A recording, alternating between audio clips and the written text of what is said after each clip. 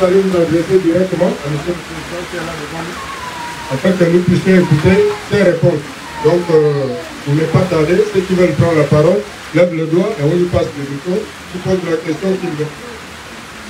Alors, maman?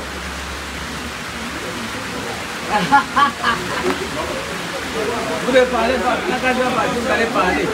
Il y a personne qui a une question à poser au président? Le message, le président a dit que, compte tenu de la pluie, vous ne pouvez pas parler. Bon, c'est vrai, puisqu'il y a déjà le micro, il y a la possibilité de nous dire, oh, Papa Billy, ils veulent vous entendre. Ils veulent entendre votre voix pour être... voilà. Bien. Merci beaucoup. Bonjour tout le monde. Merci de m'avoir attendu. Et on a passé un bon moment à l'abri. Je suis candidat à l'élection du président de la République. Je ne suis pas candidat juste parce que moi aussi j'ai envie de dire que j'ai été candidat un jour. Je suis candidat parce que j'ai constaté des choses, j'ai une expérience, il y a des choses qui ont été bien faites, il faut les garder, il y a des choses qui ont été mal faites, il faut les changer. Et parmi ce qui a été mal fait, on ne s'est pas suffisamment occupé de la population. Donc dans mon projet, il s'agit de nous occuper de la population gabonaise. De faire en sorte que les femmes, qu'elles soient veuves, qu'elles soient filles-mères, qu'elles soient femmes qui font le commerce, que l'État les accompagne. Que l'État leur donne une allocation mensuelle, chaque mois, un peu d'argent pour s'en sortir. Notre pays a de l'argent pour s'occuper de la population. Il faut arriver à prendre des décisions pour aider la population gabonaise. Et dans mon projet, il faut apporter à chacun, toutes les personnes qui sont dans les situations difficiles, il faut l'aide de l'État. Évidemment, ceux qui travaillent, ils travaillent à la fonction publique, ils travaillent dans le privé, ça c'est une chose. Mais ceux qui n'ont absolument rien du tout pour vivre, l'État doit les aider. L'État doit les accompagner. Pour ceux qui peuvent encore trouver une activité à force, pour que une activité, non pas la carte de la CAMGS, les aider à nouveau à avoir la carte de la CAMGS. Pour les jeunes qui ont terminé avec un diplôme, il faut les aider à trouver un travail. Et tant qu'ils n'ont pas trouvé un travail, il faut les accompagner pendant 2 ans. Première année, on donne quelque chose. Deuxième année, on donne quelque chose. S'il ne s'en sort pas toujours, au bout de la deuxième année, il faut l'aider à mener une activité économique et l'État l'accompagne dans son activité. Celui qui est sorti de l'école sans diplôme et qui ne peut pas trouver un travail, l'État le temps l'aide à trouver une formation. Même l'apprenti, pour avoir quelque chose et s'en sortir. Donc voilà, pour résumer, le projet social que nous portons, la santé, l'accompagnement des femmes, des veuves, des personnes âgées. On a dans nos familles des personnes qui n'ont pas fait d'enfants. Et ils sont maintenant âgés. Personne ne s'en occupe. On a la situation des orphelins. Le père est mort, la mère est partie, il n'y a rien, personne ne s'en occupe. Donc tout ça, c'est dans le projet que nous avons et on veut aider la population gabonaise à pouvoir vivre dignement, décemment, avec le soutien de l'État. Voilà le projet que nous portons. Maintenant que j'ai exposé ça, si vous avez des questions, je vais répondre à vos questions. Merci beaucoup.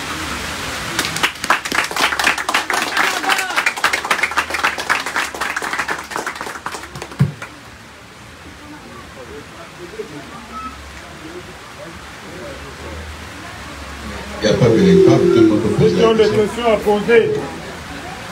C'est le moment de poser les questions. Qui veut parler?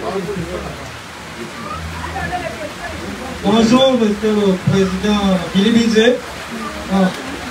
Moi, ma question elle concerne surtout les jeunes et un peu nos mamans du quartier. Parce qu'il y a certains qui font le commerce. Donc, je voudrais savoir, est-ce qu'ils vont bénéficier, lorsque vous serez au palais, ils bénéficieront d'un financement par rapport à leurs activités. Et les jeunes pourront-ils avoir quelque chose, comme je veux dire le travail, par exemple, tout ça qu'on avait résumé tout à l'heure là. Par rapport à ceux qui ont des diplômes et ceux qui n'ont pas, ils pourront avoir une activité. Je vous remercie.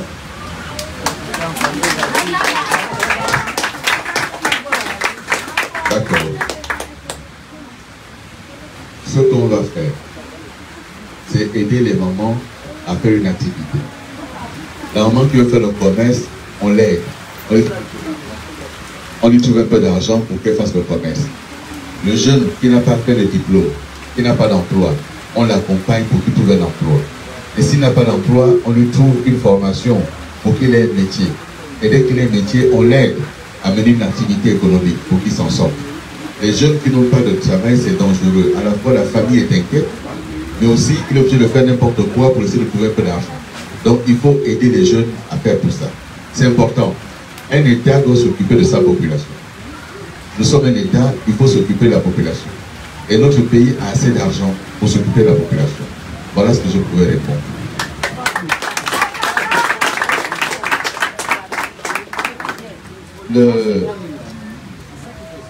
Nous avons décidé de mettre en place un fonds pour que ceux qui n'ont absolument rien, l'État leur alloue par mois 150 000 francs CFA pour s'en sortir. C'est ça qu'on a décidé. C'est ça qu'on a décidé. Et ce qu'on a décidé là, on ne l'a pas décidé comme ça. On a regardé, on a étudié. Il y a dans la loi de finances des postes d'argent qu'il faut aller chercher pour s'occuper des populations. C'est ça qu'on a essayé de mettre en place. Voilà.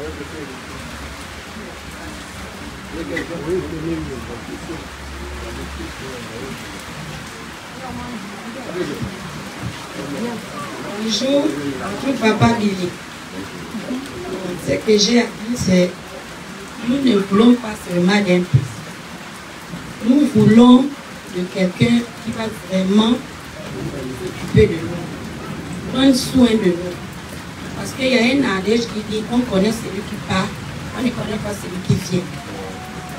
Mais là encore, c'est devenu très difficile. Parce qu'on a connu celui qui est parti. Et celui qui vient là, c'est devenu fort. Celui qui est venu, c'est devenu fort. Donc on a encore en train de chercher celui qui va vraiment nous rendre la vie facile. Parce que là, c'est devenu très difficile. Parce qu'avant, au moins, on avait quand même si tu es à la maison assise, mais tu gagnais quand même 100 francs par jour. Tu trouvais quand même 1 kilo de riz ou de nourriture pour nourrir tes enfants.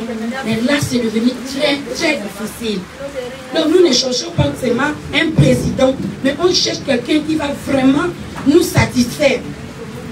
Parce que c'est là, c'est devenu fort. Si vraiment vous dites que vous allez nous satisfaire, papa, on est avec vous. Parce que là, c'est devenu très fort par rapport à vous. Donc,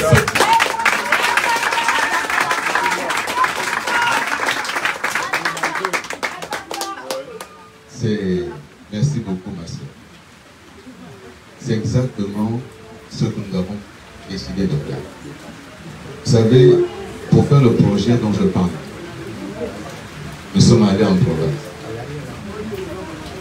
Nous sommes allés à Makokou, nous sommes allés à Menkambo.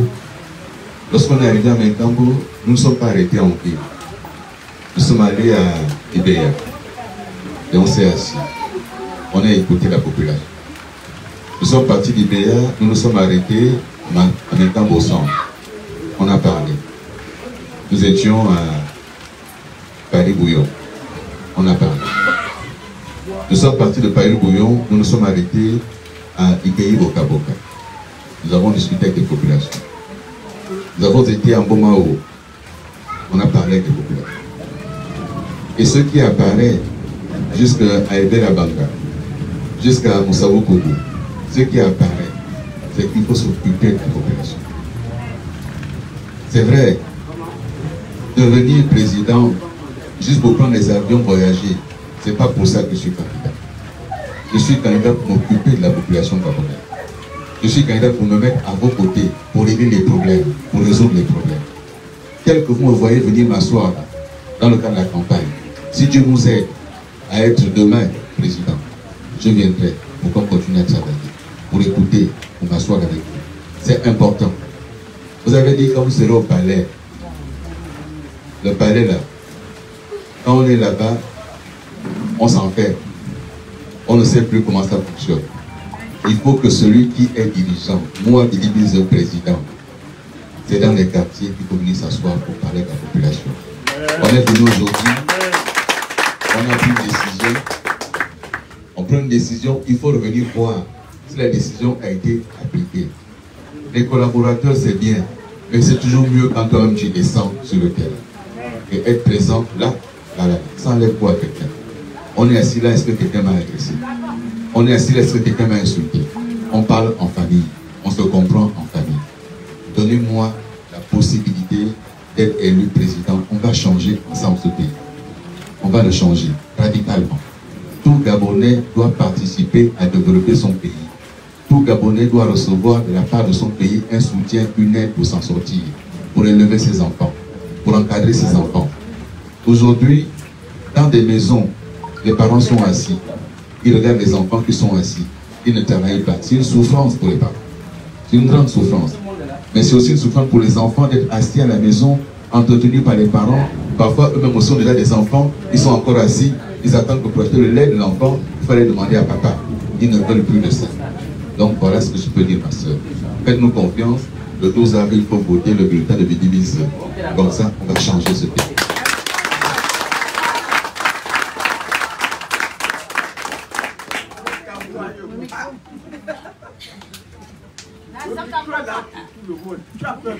Bonsoir, messieurs et dames. Bonsoir, madame. Merci, papa. Tu es notre fils, tu es notre frère. Voilà. Je suis veuve. Je viens à peine le père de mon mari. Donc nous sommes beaucoup les veuves et les orphelins. On a des enfants qui ont appris. Ils sont là. Les petits enfants qui ont appris. On est à part. Les maladies sont là-haut. Comme elle vient de dire là. La faim, on est là. Oui, c'est bien beau.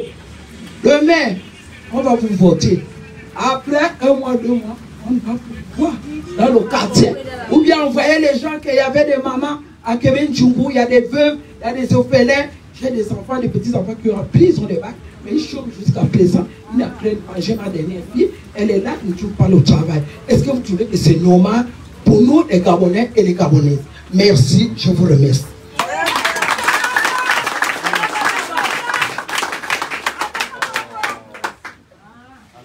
Non, ce n'est pas normal. C'est pour cela que je vous dis, il y a des choses que vous avez vécues. Il y a des choses qui se sont passées. Ce que je propose là, c'est un changement radical. Je dis, il faut la rupture. Quand vous me dites, demain on va vous voter, est-ce que vous reviendrez? Mais vous pouvez le savoir comment si je ne suis pas élu. Il ne faut pas me juger à la place de quelqu'un d'autre. C'est moi qui suis là devant vous. Je veux être président. Demain, donnez-moi les voix, je suis président et vous verrez. Ça va changer. C'est dans les urnes, il faut voter, ça va changer. Vous voyez? Ça fait des années qu'on fait la même chose. Quand arrivent les élections, on amène les t-shirts, on amène les cils, les casquettes, les 5000, 5000. Une fois qu'on a fini, 2000 même, une fois que c'est fini, eux ils ont gagné, mais nous on reste dans la pauvreté. Ils ont déjà eu ce qu'ils voulaient et ils sont partis. Changeons.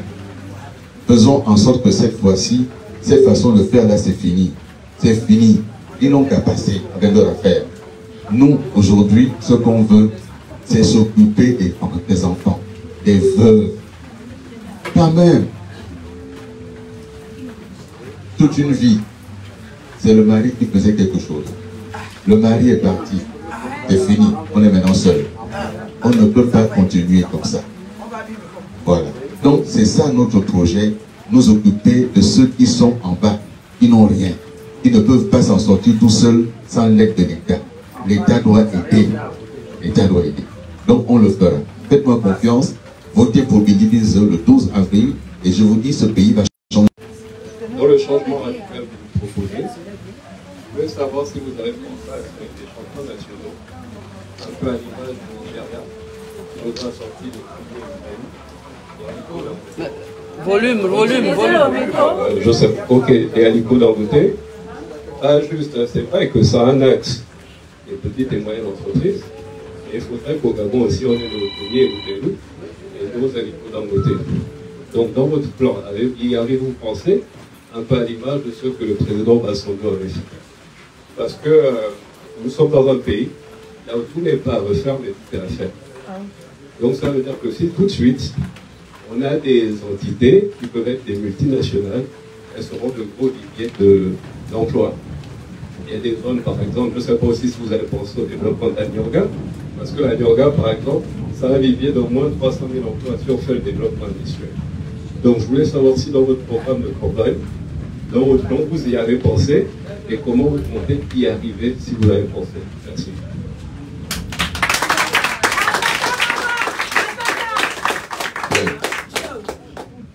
J'ai écrit dans mon plan qu'il faut faire la réforme de l'économie pour que les Gabonais s'approprient leur propre économie. L'économie gabonaise, ce n'est pas que le petit commerce, ce n'est pas que la petite entreprise, c'est aussi les multinationales, c'est aussi les grandes entreprises par les Gabonais. C'est pour ça que dans le plan que j'ai, il faut réformer le secteur des mines, le secteur de la forêt. La forêt appartient au Gabon. Donc on prend la décision de faire en sorte que les permis forestiers soient octroyés aux Gabonais. C'est ce que le président Bassongo a fait. Faire en sorte que les permis miniers soient accordés aux Gabonais. Et l'État accompagne ces champions-là pour avoir des parts de marché, pour avoir des crédits, pour pouvoir se développer. Et ce sont eux qui vont faire l'économie gabonaise, qui vont créer autour de d'autres champions. Parce que Tony Menulu, aujourd'hui, il finance énormément d'activités. Ça fait que le Nigeria aujourd'hui peut se dire, on a parmi le tableau des hommes les plus riches d'Afrique, il y a des Nigérians. Mais quand on regarde ce tableau-là, s'il y a des Gabonais, moi je ne les connais pas, et les Gabonais milliardaires, c'est dans la politique. Or, il faut que les Gabonais soient milliardaires dans l'économie, dans leur propre économie. Vous avez tout à fait raison, c'est écrit noir sur blanc dans mon projet. Seulement quand on vient comme ça, on résume pour que les gens comprennent mieux. Mais je vous dis, on ne pourra pas développer ce pays si les Gabonais eux-mêmes ne prennent pas en main leur propre développement, leur propre économie. C'est très clair. Et votre question est très juste. Mais c'est l'État qui doit le faire. Là, par exemple, ils avaient dit que pour les marchés de 150 millions de francs, on va donner aux entreprises gabonaises. Il n'y a rien. Il n'y en a pas. Et donc, on ne peut pas dire une chose et faire le contraire. Là aussi, on doit finir avec cette manière de faire. Un dirigeant doit dire quelque chose après avoir réfléchi. Et quand il dit une chose, on l'applique. C'est ça la réalité. Donc, oui, nous le ferons dans le bois, dans le pétrole, dans le manganèse, dans la pêche. Regardez, nous avons toute la mer. Le poisson coûte cher. Mais quand on regarde, les pêcheurs, c'est qui? C'est nos frères venus d'ailleurs. Comment un pays comme le Gabon, qui a une telle mer, on n'a pas une industrie de la pêche? Le thon qu'on pêche ici, il nous revient en bas de conserve. Est-ce qu'au Gabon, on peut faire même les conserveries pour notre propre poisson et vendre dans d'autres pays? C'est ce que fait le Maroc, c'est ce que fait la Mauritanie, donc on peut le faire aussi. Figurez-vous que le poisson qu'on pêche ici au Gabon, on va le débarquer en Côte d'Ivoire. C'est là-bas qu'on le transforme. On peut le faire nous-mêmes ici au Gabon. Donc ça, ce sont nos décisions, c'est dans mon plan. La question de l'industrie de la pêche, c'est dans mon projet de société pour que les Gabonais trouvent de l'emploi dans leur propre pays, mais par des Gabonais eux-mêmes. Merci beaucoup. Bien, merci de nous avoir écoutés. On a été à l'abri. Maintenant, nous nous attendons, on va continuer. Que Dieu vous garde et à bientôt.